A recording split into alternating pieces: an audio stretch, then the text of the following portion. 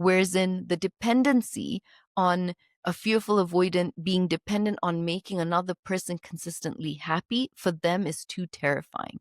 They don't have the self-belief that they are able to achieve that and do that.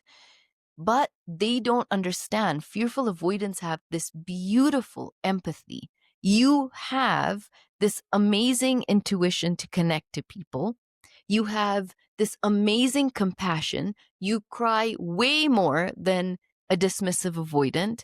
Is fearful avoidance probably be crying in the cinema to a really vulnerable or beautiful movie? They will be crying to something they watch on TikTok because emotion is right there on their sleeve. They just don't live in it very long. And that's why the anxious person gets really excited when they see these little vulnerable sides of their partner. And they're constantly, the game is always, how much more as an anxious person do I create more and more and more and more safety for you to open up more and more and more and more at the exhaustion of every time I think we've reached a point where I've created so much safety. I've proved to you that the things you've told me, I didn't throw them in your face. I proved to you that whatever you opened up to me, that's all I wanted. I wanted no lies. I wanted you to be vulnerable. Tell me the truth.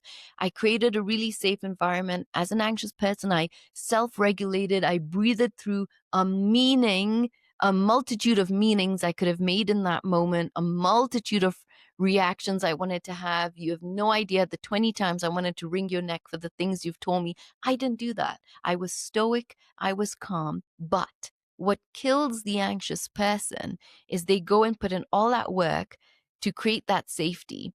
And they get this little information in from the fearful avoidant, and they know that it's not the full story. They know that they need to create so much more safety, so much more vulnerability, and they're exhausted and they're depleted.